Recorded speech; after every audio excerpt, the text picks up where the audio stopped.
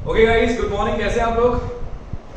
Okay, cash flow statement का marathon start कर रहे हैं, जिसके अंदर अपन बहुत सारे क्वेश्चंस आज कैश फ्लो स्टेटमेंट के कंप्लीट करने वाले हैं। इससे आपका कैश फ्लो स्टेटमेंट कंप्लीट हो जाएगा। कैश फ्लो स्टेटमेंट के ऑलरेडी मैं आपको 2 से 3 वीडियोस प्रोवाइड कर चुका हूं, जिसके अंदर अपन ने इसका कैश फ्लो स्टेटमेंट का बेसिक्स कंप्लीट करा था, फॉर्मेट देखा था, चीजों के बारे में अंडरस्टैंडिंग ली थी, एक एक चीज के बारे में समझा था अपन ने। आज अपन क्वेश्चन स्टार्ट करने वाले कैश फ्लो स्टेटमेंट के। क्वेश्चन देखेंगे अपन क्या क्या दे रखा है इसके अंदर। क्वेश्चंस में ऑलरेडी वैसे डाल भी चुका हूं क्वेश्चन का वीडियो, ठीक है, बट आज अपन बहुत सारे क्वेश्चंस इसमें कंप्लीट करने वाले हैं। क्वेश्चन दे रखा है, from the balance sheet of Tarun fashions limited prepare a cash flow statement. Cash flow statement prepare करने के लिए बोल रहा है।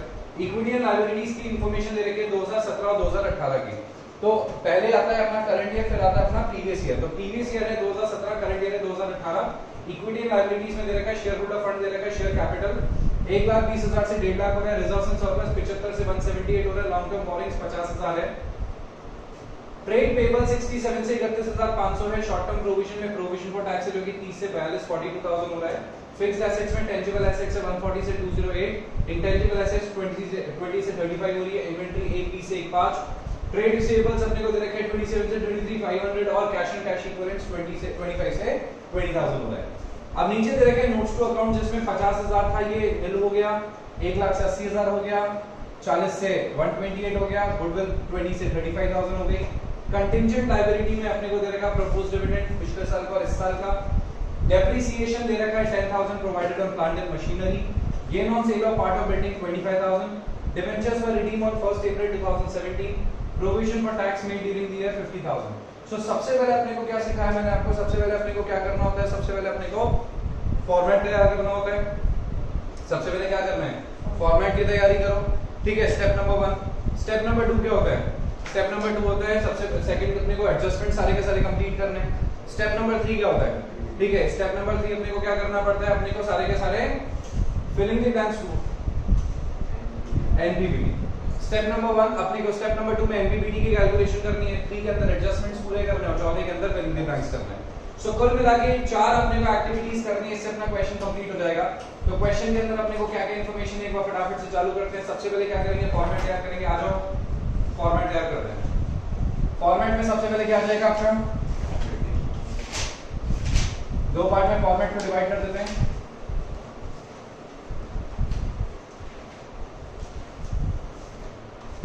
ऊपर लिख देते हैं कैश फ्लो स्टेटमेंट। ए ऑपरेटिंग एक्टिविटी,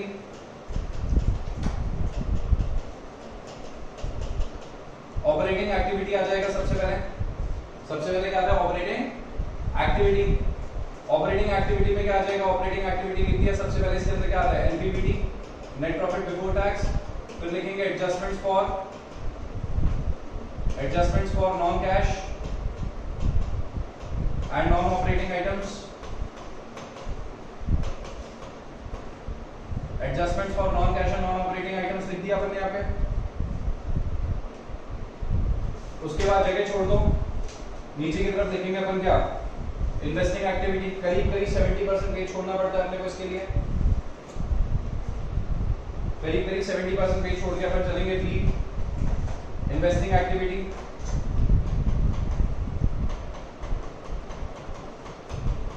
बी पे लिखेंगे इन्वेस्टिंग एक्टिविटी। नेक्स्ट पेज पे अपन लिखेंगे C, that is financing activity.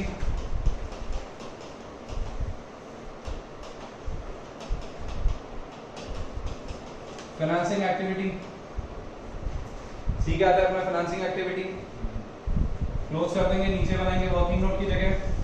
Working note में सबसे पहले क्या आएगा, वर्किंग नोट में सबसे पहले आएगा अपना एनपीबीटी। एनपीबीटी की कैलकुलेशन करेंगे। तो बना दिया अपन ने, फॉर्मेट तैयार कर दिया। Operating activity, NPBT, adjustment for non cash and non operating item 70% करीब पेज छोड़ के, ठीक है, 30% पेज के नीचे का लिखेंगे इन्वेस्टिंग एक्टिविटी। उसके बाद फाइनली क्या आएगा अपना फाइनेंसिंग एक्टिविटी। वर्किंग नोट बनाएंगे एनपीबीटी का, किसका, एनपीबीटी का वर्किंग नोट बनाएंगे। तो देखिएगा जरा, अब जरा चालू करेंगे क्वेश्चन को। सबसे पहले क्या कैलकुलेट करना है, सबसे पहले अपने को कैलकुलेट करना है एनपीबीटी। एनपीबीटी की कैलकुलेशन चालू करेंगे। सबसे पहले तो फॉर्मेट तैयार कर लिया भैया, स्टेप नंबर 1 मैंने कंप्लीट कर दिया अपना। अब दूसरा अपने को क्या करना है, दूसरा अपने को करना है एनपीबीटी की कैलकुलेशन। किसकी कैलकुलेशन, एनपीबीटी की कैलकुलेशन। तो एनपीबीटी की कैलकुलेशन के लिए अपने को क्या क्या देखना है वो देखेंगे अपन। सुनना जरा, एनपीबीटी की कैलकुलेशन को जरा चेकआउट करेंगे। रिजर्व्स एंड सरप्लस दे रखा है, क्लोजिंग रिजर्व कितना है अपने पास 178, ओपनिंग रिजर्व कितना है 75। तो सबसे पहले तो अपन क्या करेंगे, closing reserve minus opening reserve, सबसे पहले क्या लिखेंगे, closing reserve minus opening reserve. तो चलते हैं अपन यहाँ पे लिख देंगे, ठीक है। एनपीबीटी की कैलकुलेशन में क्लोजिंग रिजर्व एंड सरप्लस कितना दे रखा है 173, कितना दे रखा था 178 दे रखा था। तो closing reserve minus opening reserve करेंगे, इसमें दे रखा है अपने को सबसे पहले 178 और 75 क्या आ जाएगा 178 माइनस कर देंगे ओपनिंग रिजर्व 75,000। तो कितना डिफरेंस आ गया 1,03,000 आ गया। कितना डिफरेंस आ गया 1,03,000। अब वापस चलेंगे इस पे, और क्या दे रखा है इसके अंदर और कुछ भी नहीं है। नीचे की तरफ चलेंगे, नीचे की तरफ दे रखा है अपने को, एक तो दे रखा है प्रपोज डिविडेंड, दूसरा दे रखा है provision for tax. Provision for tax के लिए ऊपर कुछ दे रखा है, यहाँ पे दे रखा है provision for tax, short term provision. तो ऊपर प्रोविजन फॉर टैक्स को ओपनिंग क्लोजिंग बैलेंस, नीचे उसका एडजस्टमेंट। तो हमेशा ध्यान रखना, ऊपर अगर बैलेंस दे रखा है ओपनिंग क्लोजिंग, नीचे एडजस्टमेंट दे रखा है, तो उसका क्या बनाना है अपने को, अकाउंट बनाना है। क्या बनाना है उसका अपने को, अकाउंट बनाना है। तो यहाँ पे इसका क्या करेंगे बेटा, अकाउंट बना देंगे प्रोविजन फॉर टैक्स का। किसका अकाउंट बना देंगे, प्रोविजन फॉर टैक्स का अकाउंट बना देंगे। तो प्रोविजन फॉर टैक्स का अकाउंट बनाएंगे, 50,000 का प्रोविजन फॉर टैक्स दे रखा है, ठीक है। प्रोविजन फॉर टैक्स दे रखा है 50,000 का, ऊपर क्या दे रखा है अपने को, ओपनिंग ये प्रोविजन फॉर टैक्स दे रखा है 30,000 से 42,000 हो रहा है। तो फटाफट से एक अकाउंट बनाएंगे प्रोविजन फॉर टैक्स का, देखेंगे जरा।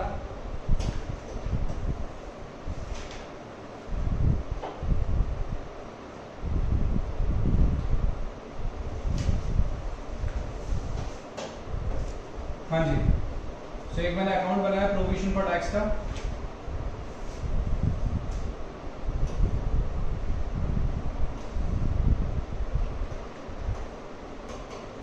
Provision for tax account, provision for tax का एक अकाउंट बना दिया मैंने।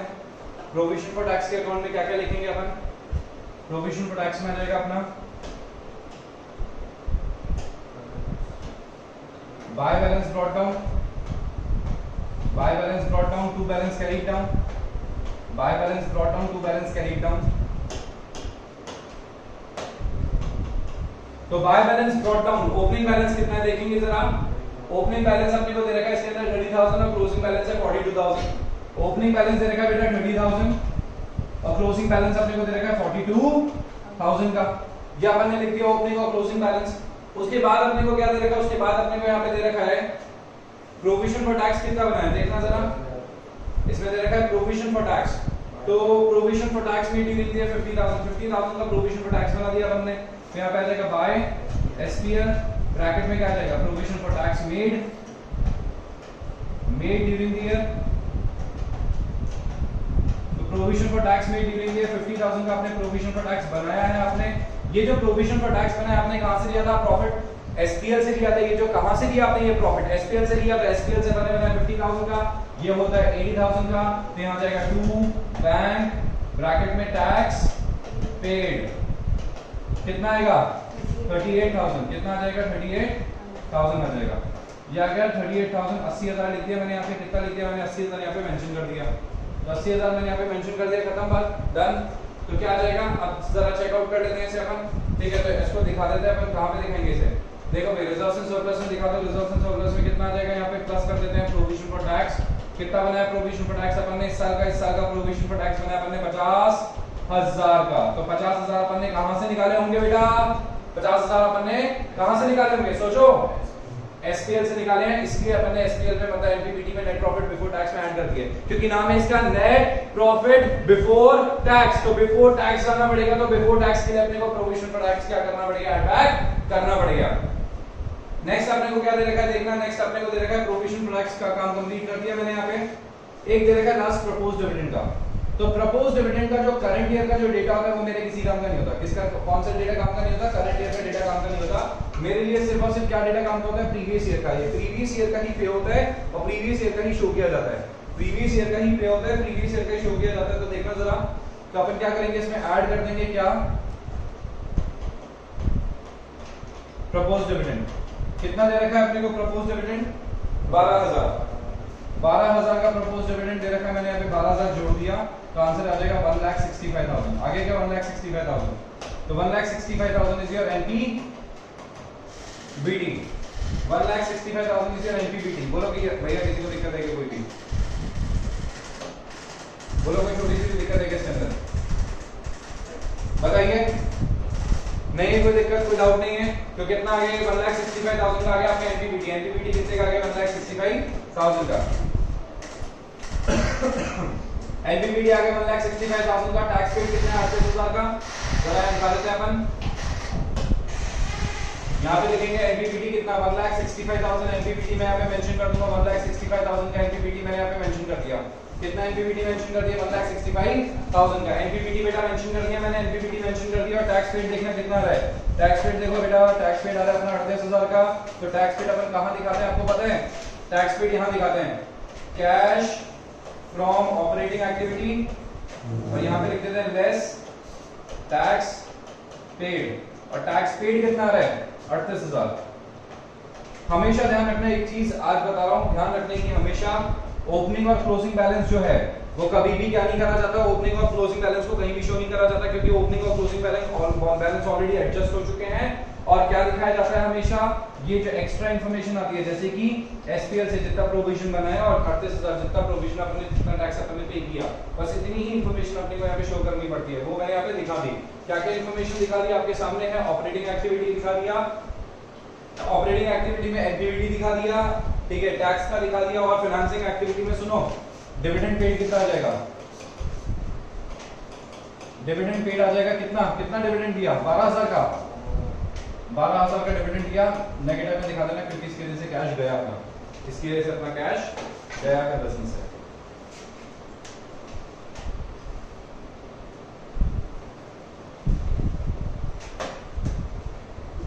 Done, okay fine. अब जरा देखेंगे यहाँ पे क्या दे रखा है, क्या क्या कंप्लीट कर दिया। ये कंप्लीट हो गया प्रोविजन फॉर टैक्स, एनपीबीटी तक कंप्लीट हो गया। तो अपने दो स्टेप्स अपन कंप्लीट कर चुके हैं। पहला स्टेप कौन सा था, फॉर्मेट तैयार करना, कर दिया। दूसरा स्टेप कौन सा बेटा, एनपीबीटी की कैलकुलेशन, एनपीबीटी अपन ने कैलकुलेट कर दिया। तीसरा स्टेप है एडजस्टमेंट्स करना।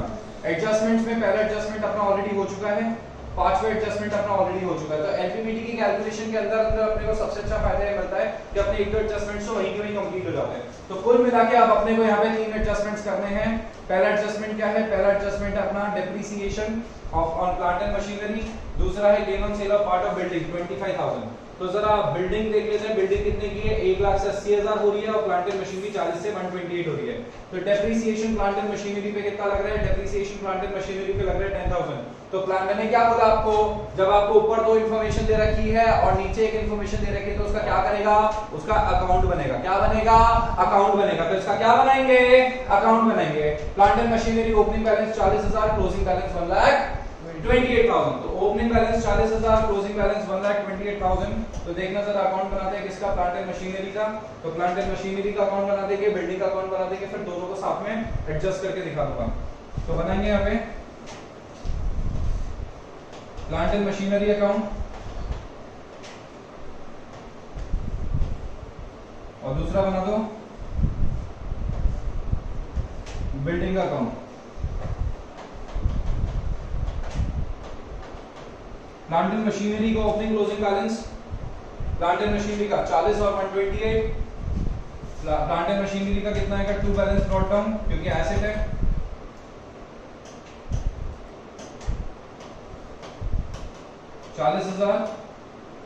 और क्लोजिंग बैलेंस कितना है बेटे, क्लोजिंग बैलेंस इसका 128 प्लांट एंड मशीनरी का।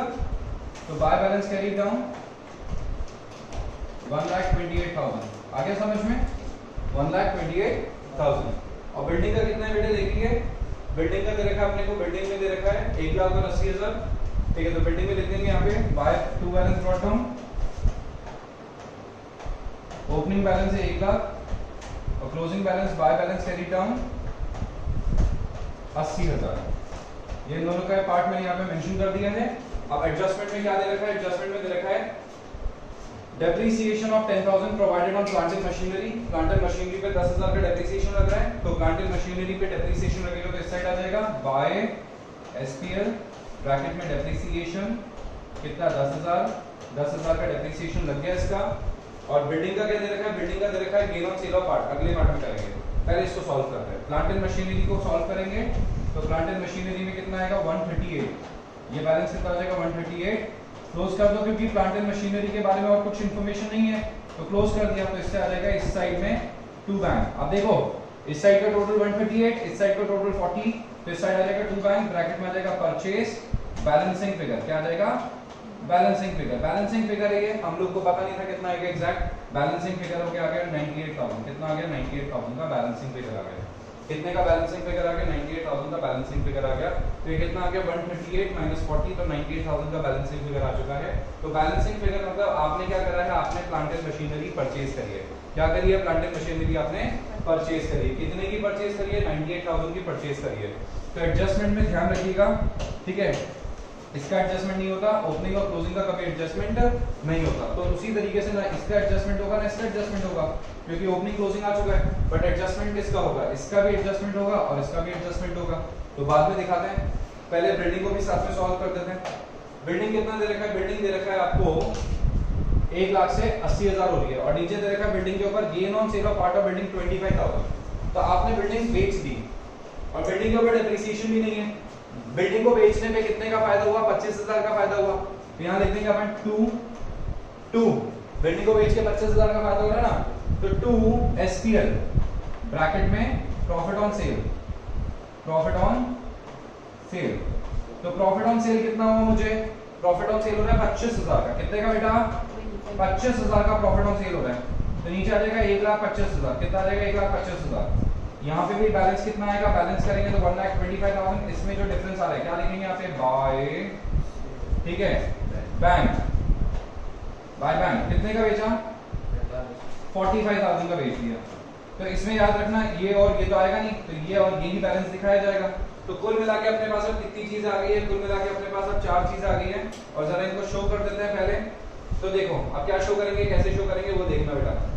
सबसे पहले तो देखो आपने प्लांट एंड मशीनरी को कितने में बेचा? प्लांट एंड मशीनरी को 98,000 में बेचा। इन्वेस्टिंग एक्टिविटी के नीचे लिख देना, इन्वेस्टिंग एक्टिविटी के नीचे लिखना यहाँ पे sale of plant and machine, वो purchase of plant and machinery कितने की करी थी? परचेज कितने की करी है अपन ने? 98,000 की परचेज करी है।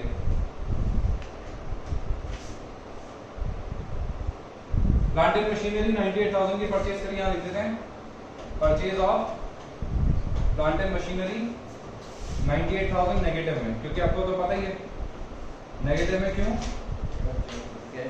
परचेज है ना, कैश जा रहा है अपने पास से, इसलिए। तो आगे 98,000 खत्म है ना बेटा। और क्या दे रखा है? और दे रखा है अपने को इधर क्या आ जाएगा? सेल 45,000। क्या लिख देते हैं? Sale of building. तो क्या लिख देते हैं? Sale of building. Sale of building कितने की हो रही है बेटा? देखो 45,000 की सेल है, तो 45,000 की सेल है, तो 98,000 को तो नेगेटिव दिखा दो, 48,000 को पॉजिटिव दिखा दो। दिखा दिया। अब देखो बेटा क्या दे रखा है इसके अंदर, ये भी दिखा दिया। अब ये एक 10,000 का तो इस पे डेप्रिसिएशन है और इस पे प्रॉफिट आ रहा है 25,000 का। तो जरा यहाँ पे चलते हैं एनपीबीटी के पास। एनपीबीटी में दिखाते हैं, यहाँ पे ऐड करेंगे। क्या आइटम ऐड करना है अपने को? डेप्रिसिएशन, क्योंकि डेप्रिसिएशन नॉन कैश आइटम होता है 10,000 का। 10,000 का यहाँ लिख देंगे डेप्रिसिएशन। ओके, डेप्रिसिएशन लिख दिया। और दूसरा आपको पता है क्या हो रहा है? दूसरा अपने को यहाँ पे देखने को मिल रहा है कि दूसरा अपने को यहाँ पे कुछ प्रॉफिट हो रहा है 25,000 का। कितने का प्रॉफिट हो रहा है? 25,000 का प्रॉफिट हो रहा है। तो 25,000 का प्रॉफिट हो रहा है, तो मैं यहाँ दिखाऊंगा 25,000 का प्रॉफिट। अब आपके पास ऑप्शन है, आप चाहो तो यहाँ पे स्पेस छोड़ के फिर ऐसे दिखा दो, या चाहो तो ये दिखा दो profit on sale of building, profit on sale of building 25,000 negative amount, 25,000 negative amount. तो हाथों हाथ ये पे दिखा दिया मैंने 25,000 नेगेटिव अमाउंट। कितना दिखा दिया? 25,000 का नेगेटिव अमाउंट मैंने यहाँ पे दिखा दिया। तो मेरा यहीं पे एडजस्टमेंट कंप्लीट हो गया। मेरे को नहीं पता था कितनी स्पेस लेनी है, कितनी स्पेस छोड़नी है, तो मैंने यहीं पे दिखा दिया 25,000 का नेगेटिव अमाउंट। Any doubt? हाँ जी बेटा, ऐड लिखना है तो यहाँ पे कुछ लिखने की जरूरत नहीं है आपको। एडजस्टमेंट को आप ऐसे नहीं छोड़ सकते हो। ये लो, ठीक है, यहाँ तक कंप्लीट हो गया। यहाँ तक के अपन सारे एडजस्टमेंट्स कंप्लीट कर चुके हैं। जरा चेकआउट कर लेते हैं। 45,000 दिखा दिया, यस। 98,000 दिखा दिया, यस। 25,000 दिखा दिया, यस। 10,000 दिखा दिया, यस। चारों आइटम्स कंप्लीट कर चुका हूँ मैं यहाँ पे। अब क्या करेंगे अपन? चारों आइटम्स कंप्लीट करने के बाद जरा आ जाते हैं वापस से अपने इसी फॉर्मेट में, इसी जगह पे वापस से बैक टू दिस प्लेस। अगर किसी को लगे कि ऐसे थोड़ा स्पीड अप हो रहा है तो आप बीच में रोक के स्क्रीनशॉट ले लेना इसका। चलो आगे देखते हैं। हाँ जी ये हो गया। लास्ट पॉइंट है debentures were redeem on 1 April 2017। Debentures का रिडम्पशन कब हो रहा है? 1 अप्रैल 2017 को। तो 1 अप्रैल 2017 को डिवेंचर का अपन क्या कर रहे हैं? रिडम्पशन कर रहे हैं। डिवेंचर कितने थे? 50,000 से कितने हो रहे हैं? निल, पूरे जीरो हो गए 1 अप्रैल को। इसका एडजस्टमेंट मैं आपको समझाता हूं। ये डेट के हिसाब से एडजस्टमेंट चलता है। ये डेट जो दे रखी है 1 अप्रैल 2017 मतलब साल की शुरुआत की डेट है। तो साल की शुरुआत की डेट का मतलब हो गया आपको पूरे साल का कोई ब्याज नहीं देना।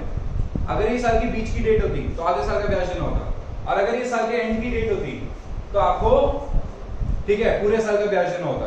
अब इसके अंदर दो कहानियां और चलती है, डिवेंचर्स के अंदर दो बातें और चलती है। एक तो ये कि डिवेंचर में आपको रिडम्पशन तो दे रखा है बट डेट नहीं बता रखी है। डेट नहीं बता रखी कि कब रिडम्पशन हो रहा है। तो उस कंडीशन में आपके ऊपर डिपेंड करता है कि आप कब अज्यूम करना चाहते हो। आप डे 1 पे अज्यूम करना चाहते हो तो डे 1 पे अज्यूम करोगे तो ब्याज नहीं देना, नोट डाल के लिख देना कि it is assumed that debentures are redeemed on 1 April 2017। और अगर आप ब्याज देना चाहते हो तो आप क्या करना, उसे लिख देना, डेट मेंशन कर देना that debentures are redeemed on 31 March. Okay, तो उस टाइम पे आपको क्या करना पड़ेगा? इंटरेस्ट का पेमेंट भी देना पड़ेगा। इंटरेस्ट का पेमेंट कहां जाएगा? आपके फाइनेंसिंग एक्टिविटी और ऑपरेटिंग में adjustment for non cash non operating items में ऐड हो जाएगा। तो बेटर क्या है, क्या अज्यूम करना बेटर है? फर्स्ट। तो नोट डाल लेना, ठीक है, नोट डाल के नोटबुक्स में लिख लो अपनी, ऊपर की तरफ नोट डाल लो।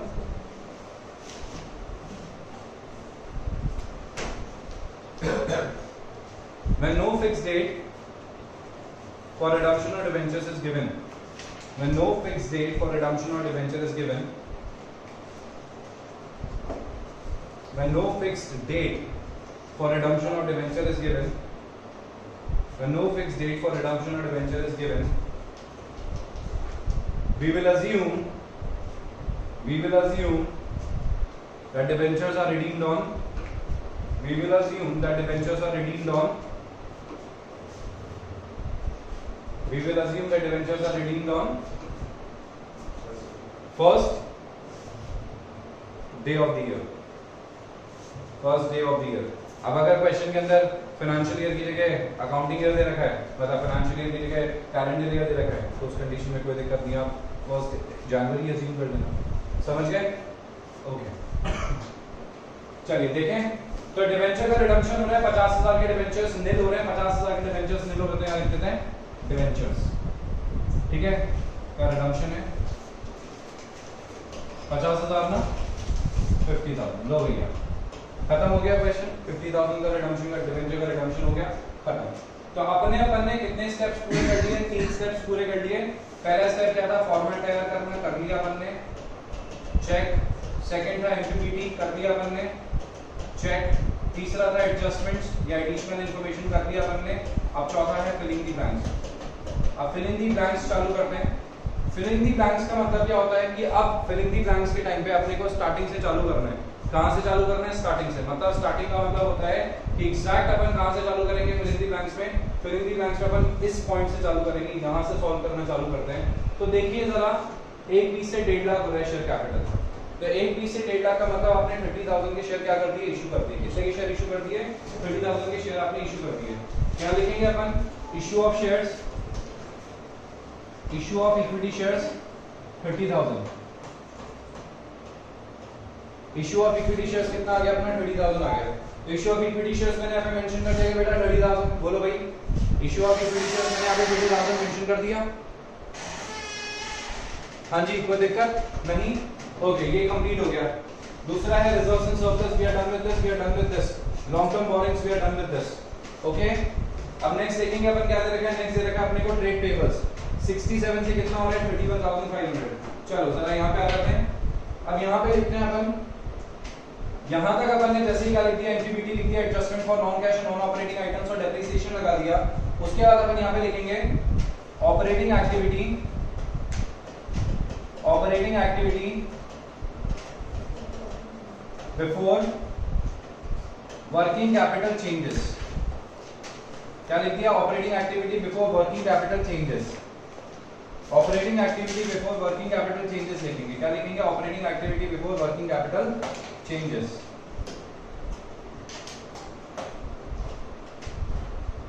तो operating activity before working capital changes में अपन क्या लिखेंगे? यहाँ पे अपन लिखेंगे add increase in current liabilities and decrease in current assets.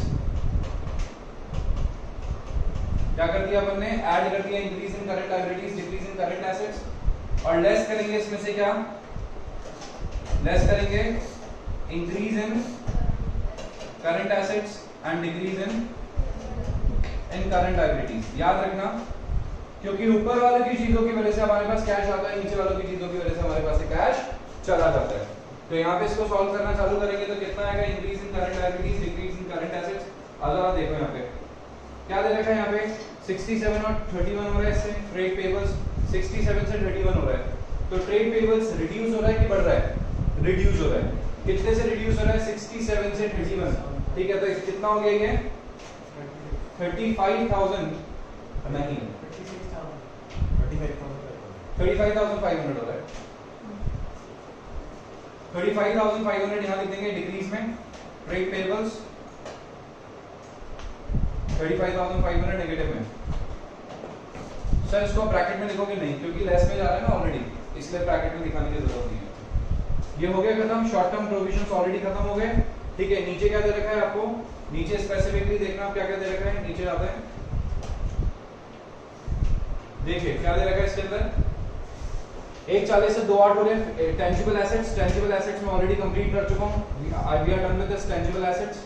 Intangible assets देखेंगे 20,000 से 35,000, 20,000 से 35,000 अपनी गुडविल हो रही है, यानी कि परचेज और गुडविल कहते हैं। क्या कहते हैं इसे बेटा?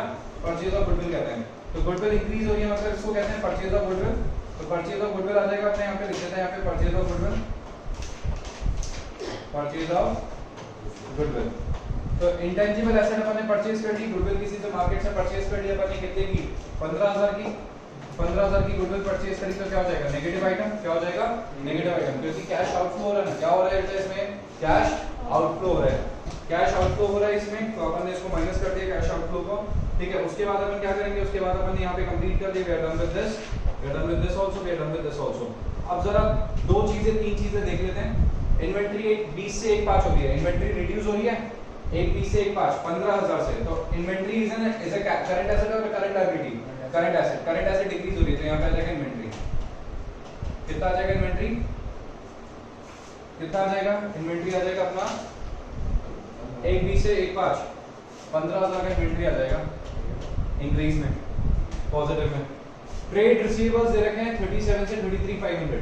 तो 3500 से ट्रेड रिसीवेबल्स कम होकर यहाँ आ जाएगा trade receivables 3500। We are done with this. Cash and cash equivalent यहाँ दिखाते नहीं है, लास्ट में दिखाते हैं। तो क्वेश्चन हो गया कंप्लीट। जरा इसका टोटल लगा देते हैं क्वेश्चन का बेटा।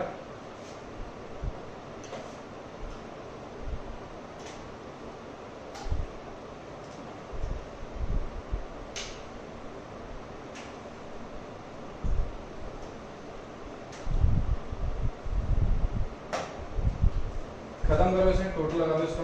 तो कितना आ जाएगा इसमें? ये कितना होता है? 25 और 10 माइनस का 15,000, तो माइनस का 15,000 दिखा देना यहाँ पे। तो कितना आ जाएगा? Operating activity before working capital changes 1,50,000। 15,000 और 3500 का टोटल कितना होता है? 15,000 और 3500 का होता है 18,500। 18,500 और ये 35,500 नेगेटिव है, 18,500 पॉजिटिव है। तो 18,500 में से 35,500 का तो 17,000 आ जाएगा नेगेटिव का, 17,000 नेगेटिव आ जाएगा। चेकआउट कर लेना, एक बार चेकआउट कर लेना भैया।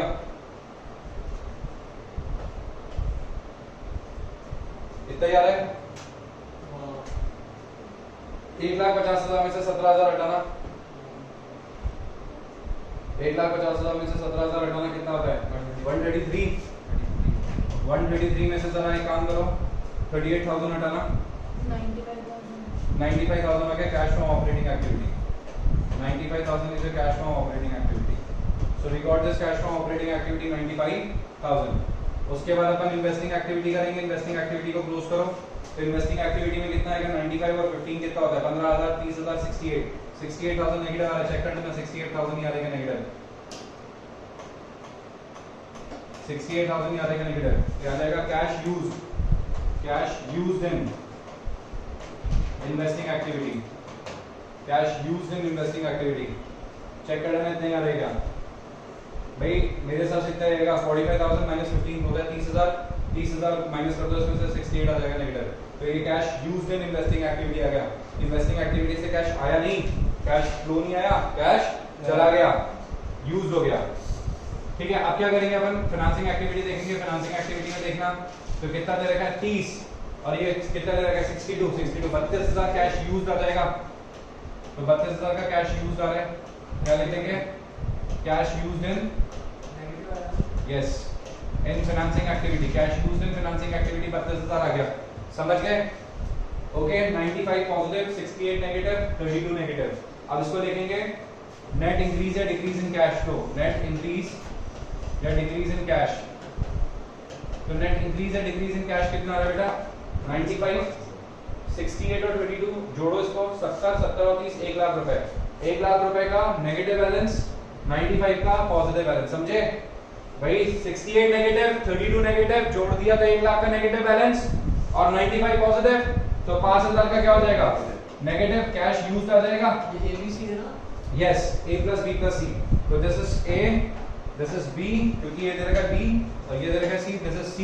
इनका टोटल आ जाएगा A plus B plus C, इन तीनों का टोटल आ गया 5,000 नेगेटिव।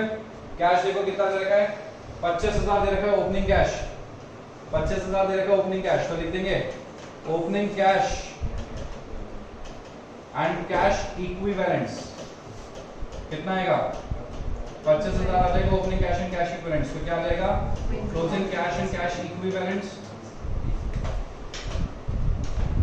कैश इक्विवेलेंट्स कितना आ जाएगा 20,000। 20,000 will be the closing cash and cash equivalents, 20,000 closing cash और cash equivalents आ गया। वेरीफाई कर लो आपके आंसर को, closing cash और cash equivalents 20,000, hence proved। यहीं पे वेरीफाई हो गया। देखो क्या होता है, एक अच्छी बात बताता हूँ मैं आपको। जैसे अपन क्या करते हैं, जैसे अपन ने एडमिशन वाला चैप्टर पढ़ा, रिटायरमेंट वाला चैप्टर पढ़ा, डेथ वाला चैप्टर पढ़ा, तो डेथ को तो छोड़ो, एडमिशन और रिटायरमेंट को वेरीफाई करने के लिए अपने पास होती है बैलेंस शीट। मगर जैसे अपन क्या करते हैं डिसोल्यूशन देखते हैं, तो उसमें कैश और बैंक अकाउंट जो बनता है ना, वहां पे वेरिफिकेशन पॉसिबल है। तो यहाँ पे जो वेरिफिकेशन पॉसिबल है वो आंसर यही आएगा। ये 20,000 25,000 लिखेंगे, यहाँ पे आंसर 20,000 आ जाएगा। ठीक है, तो अपने पास एक वेरिफिकेशन का टूल रहता है यहाँ पे कि अपन ने सही करा है कि नहीं करा। जो बैलेंस शीट मैच करना और यहाँ पे आखिरी में इसका मैच करना, ये वेरीफाई करवा देता है कि आपका बैलेंस मैच हो रहा है कि नहीं हो रहा, आपने सही करा है कि नहीं करा। इसका सबसे बड़ा एडवांटेज है। बोलो किसको डाउट है? Okay guys, next question continue करेंगे अपना। नेक्स्ट क्वेश्चन के अंदर आपको दे रखा है शेयर होल्डर फंड्स दे रखे हैं 2 लाख के 2 लाख सेम है। शेयर कैपिटल आपने दे रखा है 2 लाख का 2 lakh. Reserves and surplus 8,000 negative है, जिससे वो 84,000 पॉजिटिव हो गया।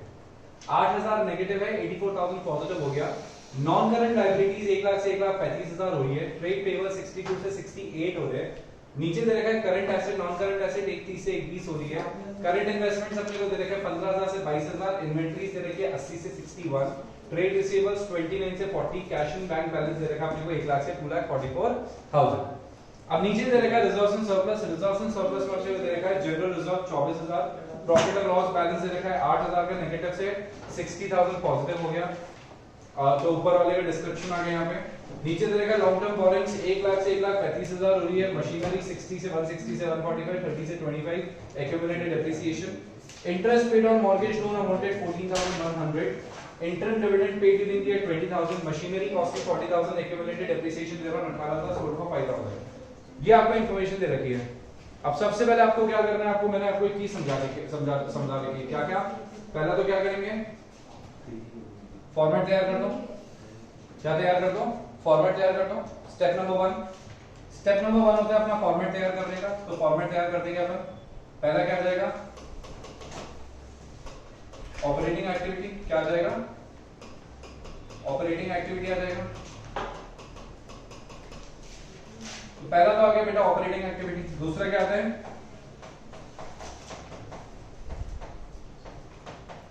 Investing activity. और तीसरा आता है अपना फाइनेंसिंग एक्टिविटी।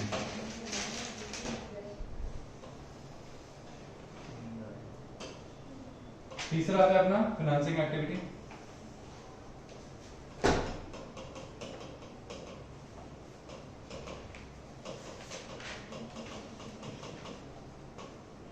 Financing activity. ये आपको इंफॉर्मेशन दे रखी है। तो चालू करेंगे operating activity, investing activity, financing activity और फिर अपन यहाँ पे कैलकुलेशन करेंगे एनपीबीटी का।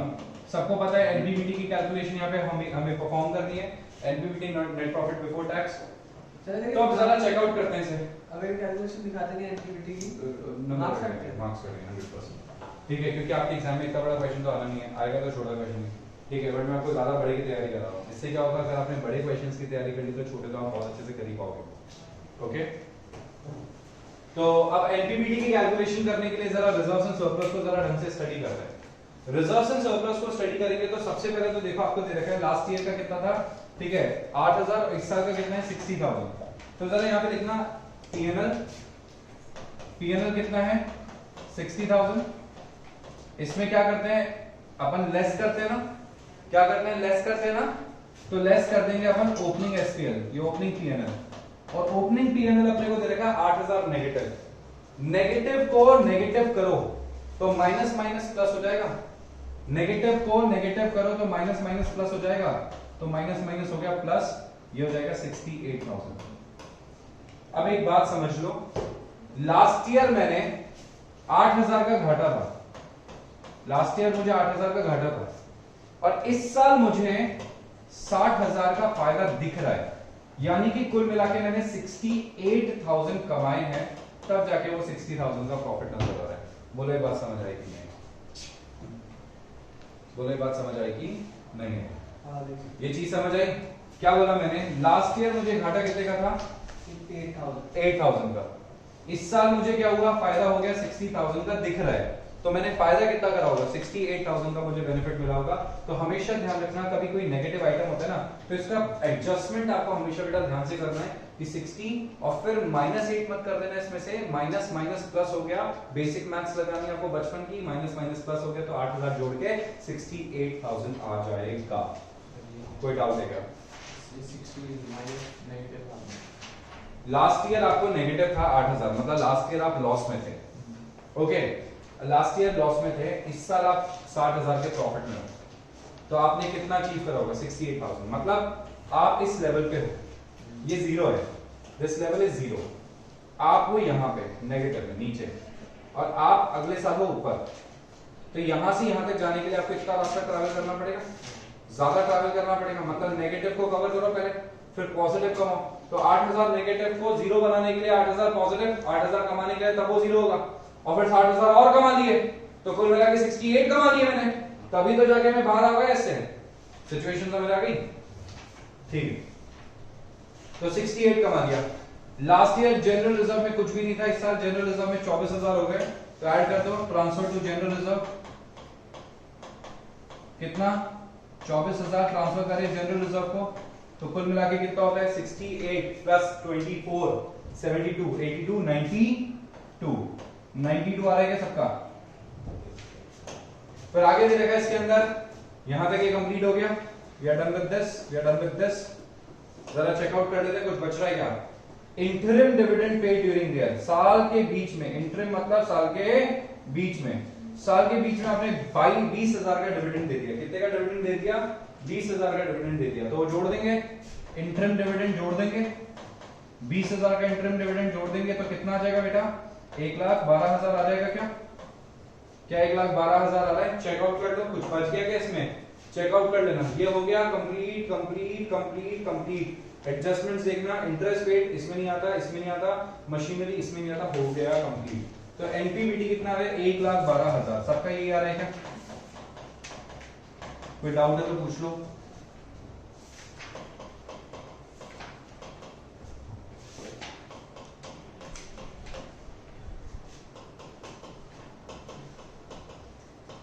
Adjustment for non cash non operating items,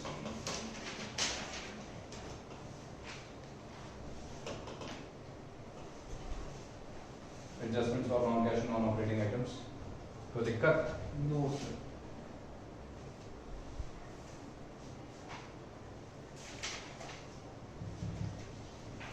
any other doubt anybody? यहां तक किसी को भी डाउट है? आपको पता ना अपन ने कितने स्टेप्स कंप्लीट कर लिए इसके साथ? 2 steps we have completed 2 steps. First is format देगा। सेकंड वन इज एनपीवीटी की कैलकुलेशन। एनपीवीटी समझ में आ रहा है। एनपीवीटी वापस बताओ, एनपीवीटी वापस बताता हूँ। क्या होता है एनपीवीटी में, अपने को प्रॉफिट बिफोर, ठीक है, अपने को प्रॉफिट बिफोर टैक्स अपने को निकालना पड़ता है, नेट प्रॉफिट बिफोर, ठीक है, tax. NPBT net profit before tax, इसका फुल फॉर्म होता है। सो अब होता क्या है कि टैक्स काटने के बाद आप इसमें से 3 काम करते हो, डिविडेंड काटते हो, रिजर्व्स ट्रांसफर करते हो और पैसा बचाते हो। 3 काम करते हो। तो जो पैसा बच गया वो तो है आपका क्लोजिंग बैलेंस, आपने रिजर्व्स में ट्रांसफर कर दिया, डिविडेंड काट दिया, और चौथा होता है टैक्स। इनके अलावा और कुछ भी बात नहीं होती। तो मैं इसमें वही चारों बातें वापस से ऐड बैक करता हूं। मैंने क्या कर दिया, देखना जरा, प्रॉफिट था 60,000 का, ओपनिंग पीएनएल 8,000 का दे रखा है, मतलब आपने 8,000 का कुछ प्रॉफिट कमाया था आपने, वो लॉस था लास्ट ईयर का, वो मैंने जोड़ दिया तो 68 का प्रॉफिट हो गया। जनरल रिजर्व में जो ट्रांसफर किया वो जोड़ दिया मैंने, डिविडेंड जो दिया वो जोड़ दिया। बट इस क्वेश्चन के अंदर, पूरे इंटायर क्वेश्चन के अंदर टैक्स के बारे में मुझे क्वेश्चन दे रखा, अगर टैक्स के बारे में दे रखा होता तो मैं प्रोविजन फॉर टैक्स इसमें जोड़ देता। तो इसमें कुल मिला के 4 बातें आती है, क्लोजिंग बैलेंस वाले बात, जनरल रिजर्व में ट्रांसफर करने वाली बात, डिविडेंड देने वाली बात। तो अगर ये सबको जोड़ देते हो तो आप पहुंच जाते हो उस पोजीशन पे जिसे अपन कहते हैं NPBT, net profit before tax, कि टैक्स देने से पहले आपने कितना कमाया, टैक्स देने से पहले आपने कितना कमाया। सर आप ये कैलकुलेशन क्यों करते हो? ये इसलिए करते हैं क्योंकि ट्रांसफर टू जनरल रिजर्व जो होता है ना, ये नॉन कैश आइटम होता है। इंटरिम डिविडेंड पे करना ये फाइनेंसिंग एक्टिविटी होती है। ये आपने कितना प्रॉफिट कमाया, एग्जैक्ट ईयर का प्रॉफिट पता चल जाता है।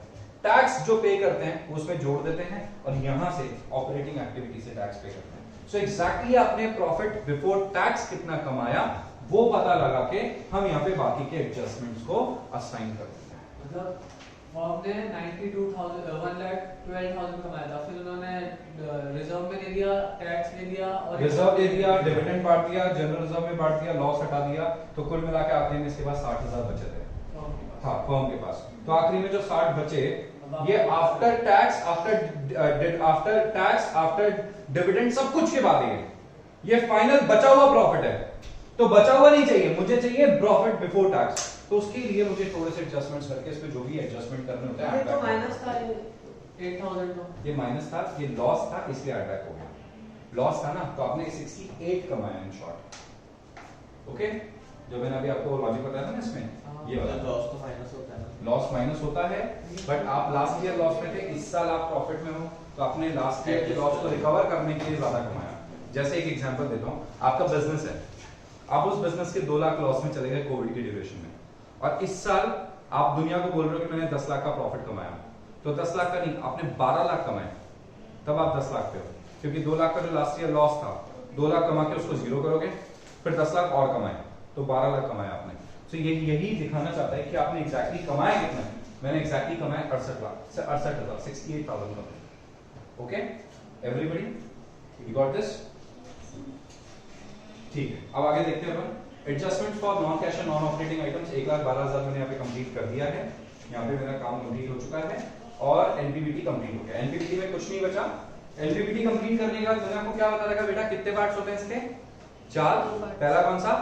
फॉर्मेट, दूसरा एनपीबीटी, तीसरा एडजस्टमेंट। अब कौन सा पार्ट आ गया अपना? एडजस्टमेंट्स का। Interest paid on mortgage loan amounted 14,100। Interest कितना पे किया आपने? 14,100 का। यहाँ पे लिखो इंटरेस्ट पेड। सर क्यों? क्योंकि ये नॉन ऑपरेटिंग आइटम है, ये फाइनेंसिंग एक्टिविटी ना, ब्याज देना। ब्याज देना 14,100 रुपए का फाइनेंसिंग एक्टिविटी होता है, तो यहाँ पे लिख देना इंटरेस्ट ऑन मॉर्गेज लोन। कितना होता है? 14,100 नेगेटिव, क्योंकि कैश चला गया इसकी वजह से। कोई दिक्कत? बोलो भाई, कोई दिक्कत है क्या? बेटे इधर ध्यान दे लो। नहीं, आगे देखते हैं। ये तो हो गया कंप्लीट, ठीक है। उसके बाद दे रखा है एडजस्टमेंट नंबर 1 कर दिया कंप्लीट मैंने। एडजस्टमेंट नंबर 2 में पहले ही कंप्लीट कर चुका हूं। इंटरिम डिविडेंड पेड यूनियन के 20,000, 20,000 का इंटरिम डिविडेंड देते हैं। इंटरिम डिविडेंड पेड कितना है? 20,000 का इंटरिम डिविडेंड दिया, इसको भी नेगेटिव में दिखा दो।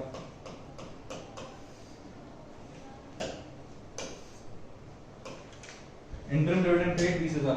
चलेगा, आप बताओ। इंटरेस्ट पे किया मॉर्गेज लोन पे 14,100। जी आ गया उसमें।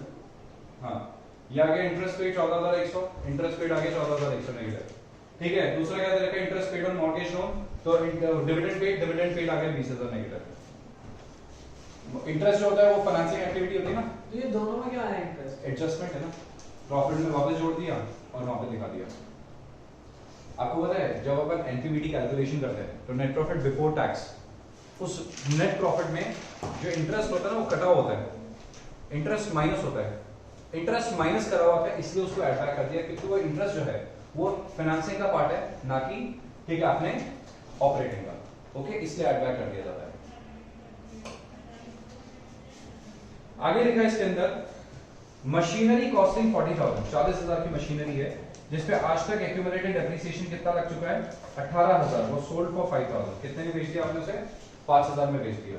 मशीनरी कॉस्टिंग 40,000 जिसपे आज तक आप 18,000 का डेप्रिसिएशन लगा चुके हो, 5,000 में बेच दिया। यहाँ पे मशीनरी के लिए फिक्स्ड एसेट अकाउंट दे रखा है और मशीनरी दे रखी है और साथ में क्या दे रखा है एक्यूमुलेटेड डेप्रिसिएशन। तो फटाफट से दो अकाउंट बनेंगे अपने यहाँ पे, कितने अकाउंट बनेंगे? दो। क्या बेटा? एक जगह दे रखी है तो अकाउंट क्यों बनेगा? आपने दो जगह दे रखा है, दो तो दे रखा है, एक 60 और एक 45, दो बैलेंस तो दे रखा है। नीचे बोला था ना, ऊपर नीचे नहीं बोला था, मैंने कहा था 2 साल की इंफॉर्मेशन दे रखा होता और नीचे भी दे रखा है मशीनरी कॉस्टिंग, दो जगह दे तो रखा है। सर तो जो इंटरम डिविडेंड है ये क्यों नहीं लिखा दो जगह? इंटरम डिविडेंड दो जगह आ तो गया बेटा, ये आ तो गया इंटरम डिविडेंड 20,000, इंटरम डिविडेंड 20,000, अच्छा एनपीबीटी में लिख दिया सर। एनपीबीटी यहीं तो आता है, एक जगह आ तो गया, समझ गए? ठीक है, तो ये हो गया खत्म। अब आप क्या करेंगे, सबसे पहले machinery costing 40,000, accumulated depreciation 18,000, sold for 5,000। तो मेरे को मतलब नहीं है, पहले तो मैं अकाउंट बनाऊंगा। तो मशीनरी का अकाउंट बनेगा, एक्यूमुलेटेड डेप्रिसिएशन का अकाउंट बनेगा। एक्यूमुलेटेड डेप्रिसिएशन कुछ और नहीं होता, एक्यूमुलेटेड डेप्रिसिएशन होता है प्रोविजन फॉर डेप्रिसिएशन, पीएफडी होता है। तो ये दोनों अकाउंट बनाने अपने को यहाँ पे। पहला कौन सा बनेगा, मशीनरी अकाउंट, और दूसरा बनेगा एक्यूमुलेटेड डेप्रिसिएशन अकाउंट। तो एक तो बनाया अपने मशीन अकाउंट और दूसरा बनाएंगे अपन accumulated depreciation account. Accumulated depreciation का मतलब क्या होता है, provision for depreciation. Machine account और एक्यूमुलेटेड डेप्रिसिएशन अकाउंट बनाए, मशीन अकाउंट और एक्यूमुलेटेड डेप्रिसिएशन अकाउंट समझ बेटा। तो मशीन अकाउंट और एक्यूमुलेटेड डेप्रिसिएशन अकाउंट बनेंगे अपन यहाँ पे लिखेंगे। मशीन में क्या दे रखा है, मशीन में दे रखा है 160 से 145, 160 से 145, तो यहाँ लिखेंगे टू बैलेंस ब्रॉट डाउन 160 से बाय बैलेंस कैरी डाउन 145, 160 से 145, ठीक है, to balance brought down by balance carry down 160 से 145। एक्यूमुलेटेड डेप्रिसिएशन कितना आएगा, एक्यूमुलेटेड डेप्रिसिएशन 30,000 से 25,000 हो गया। तो क्या लिखेंगे यहाँ पे, बाय बैलेंस, ये नेगेटिव होता है मतलब ये क्रेडिट बैलेंस होता है, तो बाय बैलेंस ब्रॉट डाउन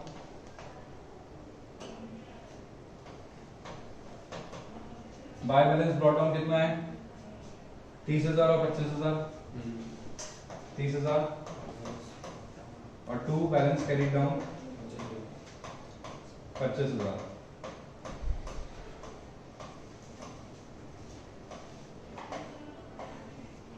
ठीक है, अब करें इसे सॉल्व। अब आपको दे रखा है इसमें मशीनरी कॉस्टिंग 40,000, 40,000 रुपए की मशीन थी जिसपे आज तक 18,000 का डेप्रिसिएशन लग चुका है और वो आपने 5,000 में बेच दी। 40,000 की मशीन थी बेटा, 18,000 का डेप्रिसिएशन लग चुका है, तो मशीन की कीमत कितने की रह गई 22,000 की। 22,000 की मशीन अगर आप 5,000 में बेच दोगे तो घाटा कितने का हो जाएगा 17,000 का, 17,000 का नुकसान हो जाएगा, यस और नो। तो यही चीजें बोलना चाहता है कि बेटा जो मशीन थी वो कितने की बेची आपने, मशीन आपने बेची है 5,000 में और 18,000 का डेप्रिसिएशन। तो एक्यूमुलेटेड डेप्रिसिएशन अकाउंट ये बोलता है कि जब तक मैंने मशीन बेची नहीं है, समझना बात को, मैंने क्या कहा, जिस दिन मैं मशीन बेचूंगा उस दिन उसका लगा हुआ डेप्रिसिएशन मशीन अकाउंट में ट्रांसफर करूंगा, जब तक नहीं बेचूंगा तब तक उसका डेप्रिसिएशन हटाऊंगा नहीं। तो अब मैं मशीन बेच रहा हूं तो यहां क्या लिख देंगे अपन, टू मशीन अकाउंट और इसका डेप्रिसिएशन ट्रांसफर कर दो 18,000 का। 18,000 का डेप्रिसिएशन यहां आएगा तो यहां क्या लिखेंगे, बाय एक्यूमुलेटेड डेप्रिसिएशन 18,000 का डेप्रिसिएशन आ गया, एक्यूमुलेटेड डेप्रिसिएशन आ गया 18,000 का। तो यहां से बैलेंस मैंने यहां पे ट्रांसफर कर दिया, एक्यूमुलेटेड डेप्रिसिएशन। बेचना कितने में है? बाय बैंक कितने में बेचा है? 5000 में। बाय बैंक कितने में बेचा अपन ने? 5000 में बेच दिया। और बाय एसपीएल ब्रैकेट में लॉस आ जाएगा कितने का? 17,000 का लॉस आ जाएगा। हो गया काम खत्म, क्लोज कर दो इसे, बस और कुछ नहीं बचा। क्लोज करेंगे इसे, टोटल करो इसका 145 और ये 40 कितना होता है? 185। 185 में से 160 माइनस कर दो 25 तो 2 बैंक ब्रैकेट में परचेज कितना आ जाएगा? 25,000। 2 बैंक ब्रैकेट में परचेज कितना आ जाएगा? 25,000। ठीक है, परचेज करिए, यहां लिख देंगे परचेज ऑफ, ठीक है, क्या दे रखा है? मशीन कितने की परचेज करी? 25,000 नेगेटिव में दिखा देना, 25,000 नेगेटिव। ठीक है, कौन सी एक्टिविटी में आ गया? इन्वेस्टिंग एक्टिविटी में 25,000 नेगेटिव। 25,000 नेगेटिव दिखा दिया। आपको तो पता है ओपनिंग क्लोजिंग बैलेंस को कहीं दिखाते नहीं है, ये दोनों तो आएंगे नहीं, ये दोनों भी नहीं आएंगे। और जहां पे जो बैलेंस दो जगह आ जाए वो कहीं नहीं आता।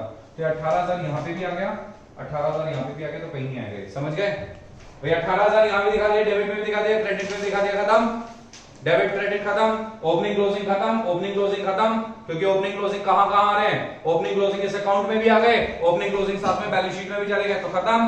अब क्या बचा यहाँ पे? जो नई इंफॉर्मेशन आई है, लॉस कितने का हुआ? 17,000 का। यहाँ पे लिखेंगे लॉस ऑन क्या? ये लॉस कैसे निकाला हमने?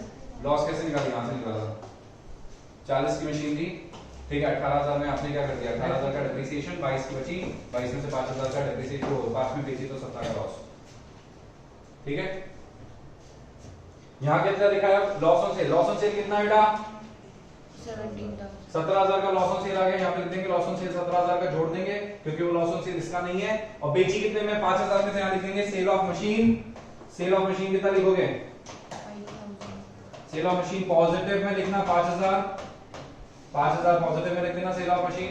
सेल ऑफ मशीन पॉजिटिव में लिख दिया, 18,000 आएगा नहीं, काम खत्म। 5,000 17,000 दिखा दिया, 25,000 दिखा दिया।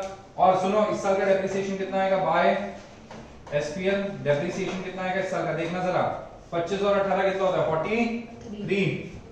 43 में से काम करो, 30,000 माइनस कर दो तो आ जाएगा 13,000 का। 13,000 का डेप्रिसिएशन आ जाएगा। यहाँ लिख देंगे डेप्रिसिएशन कितने का? 13,000 का। 13,000 का डेप्रिसिएशन आ गया। तो ये दिखा दिया, ये एडजस्टमेंट हो गया, खत्म। इन दोनों को दिखाया नहीं, इसको दिखाया नहीं, ये आइटम दिखाना था, ये दोनों आइटम दिखाने थे, ये आइटम दिखाना था। ये 4 आइटम दिखा दिया था। बोलो बताओ नहीं। आगे लिखा है इसके अंदर सारे के सारे एडजस्टमेंट्स हो गए कंप्लीट। तीसरा, दूसरा और पहला, तीनों एडजस्टमेंट्स कंप्लीट हो गए। अब आपको पता है क्या बचा है? सिर्फ और सिर्फ ठीक है, फिल्म दी प्लान्स। अब फिल्म दी प्लान्स को कंप्लीट करते हैं। शेयर कैपिटल 2 लाख की 2 लाख, कोई दिक्कत नहीं है, काम हो गया खत्म। और ये रिजर्व्स एंड सरप्लस ये हो गया, काम हो गया खत्म। यस, लॉन्ग टर्म बोरिंग्स आपकी 1 लाख से 1,35,000, जरा चेक करना। लॉन्ग टर्म बोरिंग्स 1 लाख से 1,35,000, 12% मॉर्गेज लोन 35,000 का लिया इस साल। क्या लिख देंगे? 12% मॉर्गेज लोन, 35,000 का पॉजिटिव बैलेंस, 35,000 का लोन ले लिया। 35,000 का लोन इंक्रीज हो गया, 35,000 का आपने और लोन ले लिया, तो 35,000 का लोन आपका इंक्रीज हो गया। Done, okay. उसके बाद क्या दे रखा है आपको? ये कंप्लीट हो गया, टिक लगा दो। ट्रेड पेबल्स आपके 62 से 68 हो रहे हैं, इंक्रीज इन ट्रेड पेबल्स। आ जाते हैं इस पोजीशन पे। यहाँ पे क्या लिखते हैं? Operating activity before working capital, working capital changes, ये लिखते हैं ना। Operating activity before working capital changes add करते हैं क्या क्या? Increase in current liabilities, decrease in current assets, और लेस करते हैं क्या? लेस क्या करते हैं बेटा? Decrease in current liabilities and increase in current asset, उल्टा। तो यहाँ पे देखना क्या हो रहा है, यहाँ पे अपने पास क्या है? ट्रेड पेबल्स के साथ क्या हो रहा है? 62 से 68, तो ट्रेड पेबल 62 से 68 यानी कि 6,000 से कम हो रहे हैं, तो 6,000 पॉजिटिव यहाँ जाएगा। ये हो गया खत्म, फिक्स्ड एसेट हो गया खत्म। करंट एसेट में दे रखे हैं marketable securities. Marketable securities cash होता है, कैश होता है, कैश और कैश इक्विवेलेंट होता है, यहाँ नहीं आएगा। ओके, मार्केटेबल सिक्योरिटीज और कैश बैंक बैलेंस, ये दोनों किसके अंदर जाएगा? ठीक है, दोनों कैश और कैश इक्विवेलेंट से, कैश एंड कैश इक्विवेलेंट, ध्यान रखना, कंफ्यूजन क्रिएट करने के लिए रखा। इन्वेंटरीज 80 से कितना? 61, डिक्रीज तो कितना आ जाएगा इन्वेंट्रीज कितना 19,000 लिख दिया। लास्ट दे रखा है ट्रेड रिसीवेबल्स 29 से 40 तो 11,000 से बढ़ गए। ट्रेड रिसीवेबल्स 11,000 से इंक्रीज हो रहे हैं तो 11,000 से ट्रेड भाई increase in current asset trade receivables 11,000 से इंक्रीज हो रहे हैं तो नेगेटिव में दिखा देंगे। ठीक है, इसी के साथ आपको क्वेश्चन हो गया खत्म। टोटल लगाना है अपने को, तो टोटल लगाते हैं तो कितना आता है 14,100 प्लस 17,000 प्लस 13,000 30 40 44,100 क्या है 44,100 आ रहा है मेरे हिसाब से। देखिए यार टोटल लगा दो 156,100 आ रहा है क्या इसका टोटल। अब इसका टोटल कितना आएगा 25,000 में से 11,000 हटा दो 16,000 आ जाएगा 14,000 आ जाएगा 14,000 जोड़ दो तो आएगा कैश फ्रॉम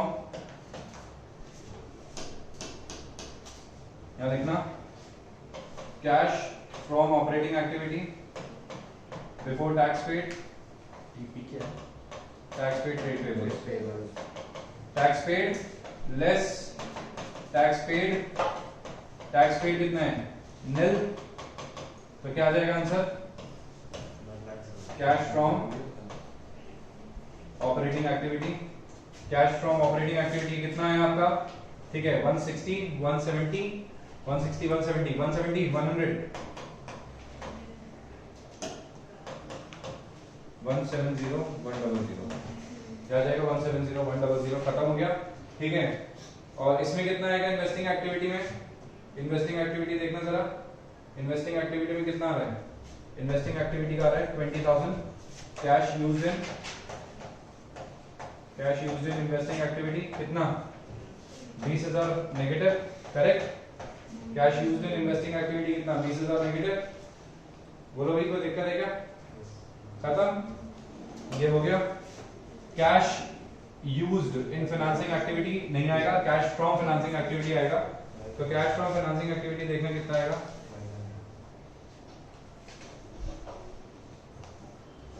यह आ जाएगा cash from financing activity 34,100 minus 35,000 तो 900 आ जाएगा पॉजिटिव 900 70,100 मतलब 71,000 में से 171 में से 20,000 हटा दो तो 171 में से 20,000 हटाओगे तो कितना आता है 171 में से 20,000 हटाते हो तो कितना आता है 151 फिर क्या नेट कैश क्या आ जाएगा increase in cash net increase और डिक्रीज इन कैश लिखो नेट इंक्रीज और डिक्रीज इन कैश कितना आया 1,51,000 इसमें ऐड कर दो opening cash and cash equivalents opening cash and cash equivalents opening cash और कैश इक्विवेलेंट्स कितना है बेटा देखो ओपनिंग कैश और कैश इक्विवेलेंट से कैश बैलेंस कितना है 1 लाख और ये कितना है 15,000 तो इन दोनों को जोड़ दो ओपनिंग को 1,15,000 ओपनिंग कैश हो गया तो आगे 1,15,000 ओपनिंग कैश तो आंसर आना चाहिए क्लोजिंग कैश और cash equivalents closing cash and cash equivalents closing cash और कैश इक्विवेलेंट्स कितना आएगा 6,000,062 2,66,000 और वेरीफाई कर देते हैं इसका वेरिफिकेशन है 244 और 22 266 का आंसर आ गया 266 ये खत्म हो गया आपका क्वेश्चन ये है ना आसान तो एक सेकंड रुको। है सारा इसमें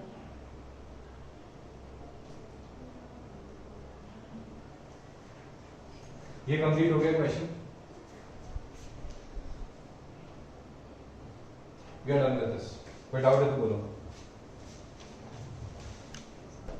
ओके गाइस नेक्स्ट क्वेश्चन करते हैं इसके अंदर कुछ इन्फॉर्मेशन थी जो दूसरे पेज पे जा रही थी मैंने यही मेंशन कर दी है शेयर होल्डर फंड दे रखा था शेयर कैपिटल 2 लाख से 3 लाख हो गया और रिजर्व्स एंड सरप्लस 50 से 65 हो गए। रिजर्व्स एंड सरप्लस के लिए अपन को नोट देखना है नोट अपन ने देखा रिजर्व्स एंड सरप्लस के लिए 50 से 45,000 हो गया रिजर्व्स एंड सरप्लस और आपका सिक्योरिटीज प्रीमियम रिजर्व कितना से इंक्रीज हो रहा है 20,000 से।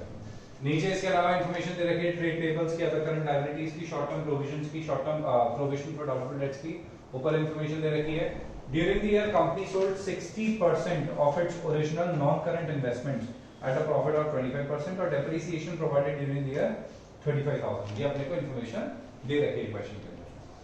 सो क्वेश्चन में सारी की सारी इंफॉर्मेशन है, ट्रेड पेबल्स है, other current liability, short term provisions, और ट्रेड पेबल्स के बारे में डिटेल्स आ गई, रिजर्व्स एंड सरप्लस के बारे में आ गई, अदर करंट लायबिलिटीज के बारे में आ गई, और ठीक है शॉर्ट टर्म प्रोविजन के बारे में आ गई। फिक्स्ड एसेट्स है, नॉन करंट इन्वेस्टमेंट्स है, इन्वेंटरी है, ट्रेड रिसीवेबल्स और कैश एंड कैश इक्विवेलेंट्स। ये आपका बनता है एक 6 नंबर का क्वेश्चन। इसके अंदर से दो ही एडजस्टमेंट्स दे रखे हैं। इसको सॉल्व करने के लिए बेटा सबसे पहले अपन क्या करेंगे, इसको सॉल्व करने के लिए सबसे पहले कैलकुलेशन करेंगे एनपीबीटी का, ठीक है, और उससे पहले तैयार करेंगे फॉर्मेट। तो फॉर्मेट मैंने तैयार कर रखा है, एक फॉर्मेट तैयार कर रखा है, operating activity, investing activity, financing activity. Operating activity में क्या आता है यहाँ पे एनपीबीटी और adjustments for non cash and non operating items.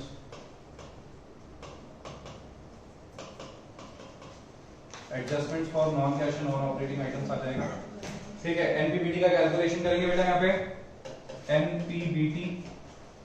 NPBT का कैलकुलेशन करेंगे। अब एनपीबीटी में क्या क्या आता है, एनपीबीटी में आता है net profit before tax, tax से पहले वाला प्रॉफिट।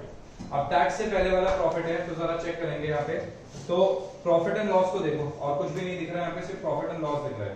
तो प्रॉफिट एंड लॉस को मैंने यहाँ देखा, तो लास्ट ईयर मेरा प्रॉफिट था 50,000 का, पर इस साल मेरा प्रॉफिट रह गया 45,000 का। लास्ट ईयर था 50,000, इस साल रह गया 45,000। तो लास्ट ईयर के कंपैरिजन में इस साल हो गया मुझे घाटा, 50,000 का प्रॉफिट कितना रह गया, 45,000 रह गया। तो मैंने यहाँ पे लिखा एनपीबीटी कितना है, पीएनएल कितना है लास्ट ईयर का, इस साल का पीएनएल कितना है 45,000 और लास्ट ईयर का कितना था 50,000। 45,000 मैंने यहाँ मेंशन कर दिया, इसमें से लेस कर दो ओपनिंग, ये क्लोजिंग पीएनएल है आपका, इसमें से लेस कर दो ओपनिंग पीएनएल। तो ओपनिंग पीएनएल कितना है बेटा आपका, ओपनिंग पीएनएल यहाँ पे आपका 50,000, कितना है ओपनिंग पीएनएल 50,000। तो 45 से आपका 50 रह गया, तो आपको लॉस कितना हो गया 5,000 का, कितने का लॉस हो गया 5,000 का लॉस हो गया। तो यानी कि यहाँ पे क्या हो रहा है, यानी कि यहाँ पे ठीक है 50,000 लास्ट ईयर कमाया था, इस साल से 45 कमाया, तो आपका एनपीबीटी कितने से रिड्यूस हो गया, आपका 5,000 से रिड्यूस हो गया। इसके अलावा एनपीबीटी के अंदर और कोई चीज आ रही है कि इसके अंदर अपन चेकआउट कर लेते हैं एनपीबीटी के अंदर क्या क्या आता है, रिजर्व्स आते हैं एनपीबीटी के अंदर, ठीक है, एनपीबीटी के अंदर टैक्स आता है, डिविडेंड आता है, इसके अलावा ये 4 चीज आती है, क्लोजिंग एंड ओपनिंग का डिफरेंस, ठीक है, दूसरा आता है टैक्स, तीसरा आता है डिविडेंड, चौथा आता है रिजर्व्स। रिजर्व्स है, आंसर आया नो, टैक्स है, आंसर आया नो, ठीक है, डिविडेंड है, आंसर आया नो। तो तीनों ही चीजें नहीं है, तो फाइनली यही अपना क्या हो जाएगा एनपीबीटी, नेगेटिव एनपीबीटी। तो एनपीबीटी इस बार नेगेटिव आ गया, 5,000 का अपने को लॉस हो गया, बिजनेस में फायदा होने की जगह लॉस हो गया, तो मैंने एनपीबीटी लिख दिया 5,000 नेगेटिव। ओके, आगे देखते हैं। स्टेप नंबर 1 फॉर्मेट तैयार करना, स्टेप नंबर 2 एनपीबीटी कैलकुलेट करना, स्टेप नंबर 3 एडजस्टमेंट्स पूरे करना। तो एडजस्टमेंट्स में देखेंगे एडिशनल इंफॉर्मेशन में दे रखा है, ड्यूरिंग द ईयर कंपनी ने 60% of its original non current investments बेच दिए 25% के प्रॉफिट पे। तो यहां पे चेकआउट करेंगे कितना दे रखा है आपको नॉन करंट इन्वेस्टमेंट, 60 से 55 हो रहा है, 60 से 55 हो रहा है। तो नॉन करंट इन्वेस्टमेंट के बारे में आपको ओपनिंग क्लोजिंग बैलेंस है और नीचे इंफॉर्मेशन है, तो क्या बनाएंगे अकाउंट। क्या सिखा रखा है मैंने कि जब ऊपर इंफॉर्मेशन दे रखी हो नीचे इंफॉर्मेशन दे रखी है तो क्या बना दो उसका अकाउंट बना दो। तो यहाँ पे अपन क्या करेंगे, यहाँ पे अपन अकाउंट बनाएंगे नॉन करंट इन्वेस्टमेंट का। किसका अकाउंट बनाएंगे, नॉन करंट इन्वेस्टमेंट का अकाउंट बनाएंगे। तो मैंने यहाँ पे अकाउंट बना दिया non current investment. Investment asset होती है, लायबिलिटी होती है, एसेट होती है, तो ओपनिंग बैलेंस डेबिट होगा कि क्रेडिट होगा बेटा, डेबिट होगा। क्या दे रखा है 60 से 55, 60 से 55, तो यहाँ क्या लिखेंगे to balance brought down 60 by balance carry down 55, to balance brought down 60 by balance carry down 55, to balance brought down 60 by balance carry down 55। बोलोगे दिक्कत है क्या? ये तो ओपनिंग क्लोजिंग बैलेंस लिख दिया। सबसे पहले मैंने ओपनिंग क्लोजिंग बैलेंस लिखा, टेंशन खत्म। नीचे देखते हैं during the year company sold 60% of its original non current investment at a profit of 25%। तो ड्यूरिंग द ईयर कंपनी ने अपने 60% of original non current investment, तो 60,000 का 60% कितना होता है 60,000 का 60% कितना होता है? 60,000 का 60% होता है 36,000 प्लस 25% के प्रॉफिट में बेच दिया। कितने परसेंट के प्रॉफिट में बेच दिया? 25% के प्रॉफिट में बेच दिया। तो 36,000 प्लस 25% कितना होता है? 36,000 का 45% होता है 9,000। ठीक है, 9,000 इसमें जोड़ दो तो आपने ये चीज कितने में बेच दी? 45,000 के अंदर बेच दी। ये चीज समझ आई? 60% of its original investments are sold at a profit of 25%। तो 60% अपने ओरिजिनल इन्वेस्टमेंट का 60% 45% के मार्जिन पे 45% प्रॉफिट पे बेच दिया। कोई दिक्कत है तो बोलो। नहीं है दिक्कत? यानी कि आपने इन्वेस्टमेंट्स बेच दिए बाय बैंक। कितने में बेचा आपने? 45,000 में बेच दिया। और प्रॉफिट कितना हुआ आपको? 2 SPL ब्रैकेट में आ जाएगा प्रॉफिट। कितने का प्रॉफिट हुआ बेटा आपको? प्रॉफिट हुआ आपको 9,000 रुपए का। कितने का प्रॉफिट हो गया? 9,000 रुपए का। ओके, क्या लिखा है वापस चेक कर लेना। ठीक है, during the year company sold 60% of its original non current investments at a profit of 25%। 25% profit में बेच दिया आपने। 60% इन्वेस्टमेंट्स आपने बेच दिया। टोटल होता है इसका 1 लाख। 1 लाख टोटल हो गया। इसका भी टोटल 1 लाख आ जाएगा। यहाँ पे टू बैंक आ जाएगा। टू बैंक बैलेंसिंग फिगर कितना आएगा? बैलेंसिंग फिगर आ जाएगा आपका 31,000। 31,000 will be your balancing figure. Balancing figure आ गया 31,000 आपका। तो आप इसको कहां दिखाएंगे? ओपनिंग क्लोजिंग बैलेंस को कहीं दिखाते हैं क्या? आपको समझाया था ना, ओपनिंग क्लोजिंग बैलेंस को कहीं नहीं दिखाते।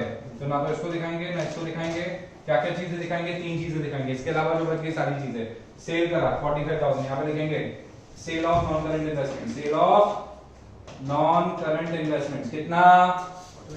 45,000 ना। 45,000 पॉजिटिव। दूसरा क्या दे रखा है? Purchase of non current investment 31,000। Purchase of non current investment कितना? 31,000।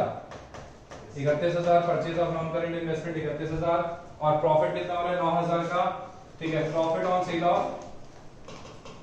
Cell of non current investment negative balance कितना? 9,000 का नेगेटिव रहेगा। समझ गए क्या? बोलो किसी को डाउट है क्या? नहीं है समझ में?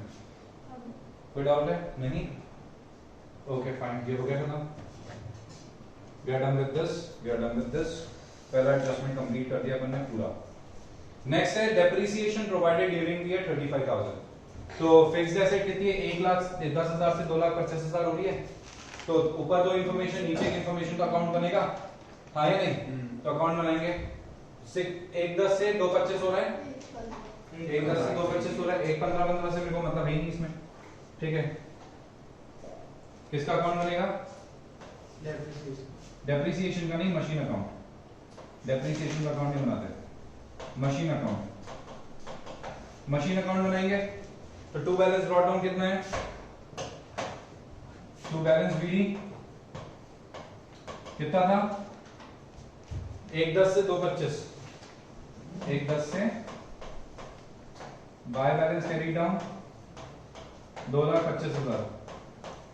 डन। 1,10 से 2,25। डेप्रिसिएशन कितना लग रहा है? डेप्रिसिएशन चेकआउट करेंगे। डेप्रिसिएशन कितना लग रहा है? डेप्रिसिएशन लग रहा है 35,000 का। कितने का? 35,000 का। यहाँ जाएगा बाय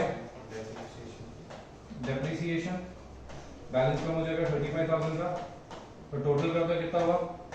2,25 और 5 2,60। 2,25 और 35 2,60 हो जाएगा। Yes sir. 2,60,000 2,60,000 यहाँ जाएगा। 2,60,000 यहाँ जाएगा। 1,50,000। तो कितना आ जाएगा यहाँ पे? टू बैंक ब्रैकेट में परचेज बैलेंसिंग फिगर। तो बैलेंसिंग फिगर कितना आएगा? बैलेंसिंग फिगर आ जाएगा 1,50,000। तो 1,50,000 की आपने मशीन खरीदी। ठीक है, मशीन कितने की खरीदी? 1,50,000 की। यहाँ लिखेंगे purchase of machine 1,50,000 negative balance. समझ गए क्या? 1,50,000 नेगेटिव बैलेंस। और डेप्रिसिएशन कितना लगाया आपने? 35,000 का डेप्रिसिएशन है ना। तो 35,000 का डेप्रिसिएशन दिखा देंगे यहाँ पे।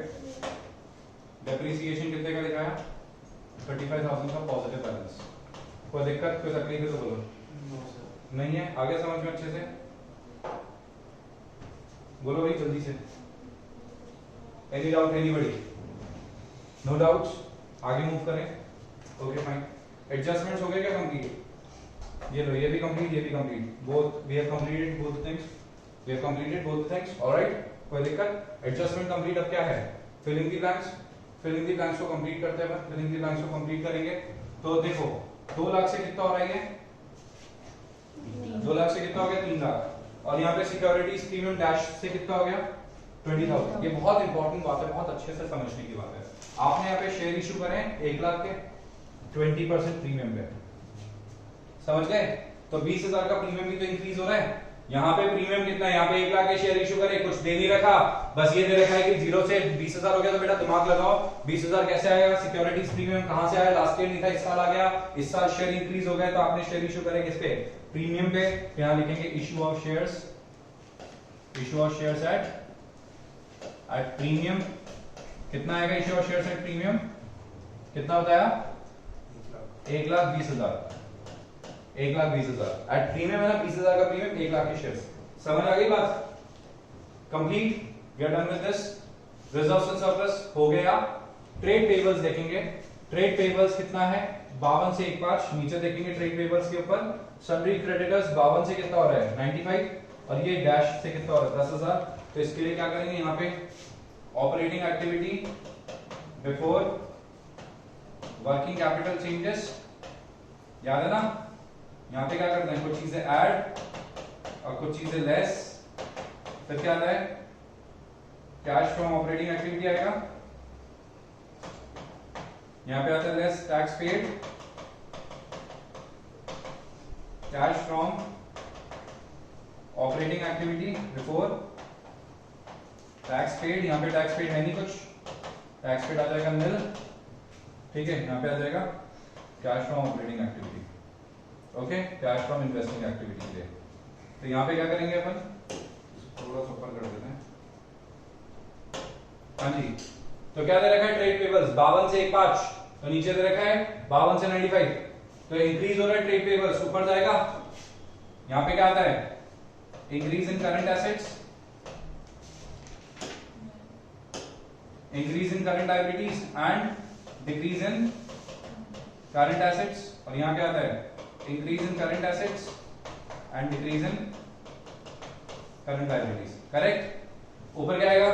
ऊपर आ जाएगा यहाँ पे क्रेडिटर्स। कितने के हैं क्रेडिटर्स? क्रेडिटर्स देखना जरा, 52 से 95 हो रहे हैं। तो 52 से 95 हो रहे तो कितना होता है? 43 होता है क्या? 43 पॉजिटिव। और क्या दे रखा है? और दे रखा है इसके अंदर बीपी 0 से 10,000। बीपी इंक्रीज हो रहा है, इंक्रीज इन करंट लायबिलिटीज हो रहा है। बीपी कितना? 10,000 आगे बीपी। अब आगे दे रखा है इसमें अपने को ट्रेड पेबल्स हो गया। अदर करंट लायबिलिटीज देखना। अदर करंट लायबिलिटीज में दे रखा है आउटस्टैंडिंग सैलरीज 16,000 से 0 हो गई। तो डिक्रीज इन करंट लायबिलिटीज हो गया। 16,000 से 0 होता है डिक्रीज इन करंट लायबिलिटीज। तो डिक्रीज इन करंट लायबिलिटीज कितना है? आउटस्टैंडिंग सैलरीज कितना? 16,000। अब आगे दे रखा है 2,000 से 20,000 हो गया प्रोविजन फॉर डाउटफुल डेट्स। 18,000 से बढ़ गया। ऊपर देखा तो यहाँ पे, यहाँ आता है provision for doubtful debts. Provision for doubtful debts 18,000। याद रखना, प्रोविजन फॉर डाउटफुल डेट्स यहाँ आता है। मैंने आपको उसमें ही बताया था फॉर्मेट के डिवीजन में। तो प्रोविजन फॉर डाउटफुल डेट्स यहाँ आता है, दिखा दिया।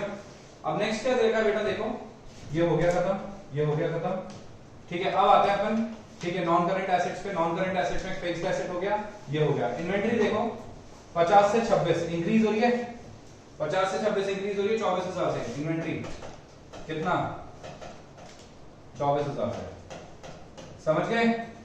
और क्या दे रखा है? ट्रेड रिसीवेबल 92 से कितना हो रहा है? ट्रेड रिसीवेबल 92 से हो रहा है 180। इंक्रीज हो रहा है तो कितना आएगा? 88। क्या है? ट्रेड रिसीवेबल्स है ना, ट्रेड रिसीवेबल्स आ गए 88,000 डिक्रीज में।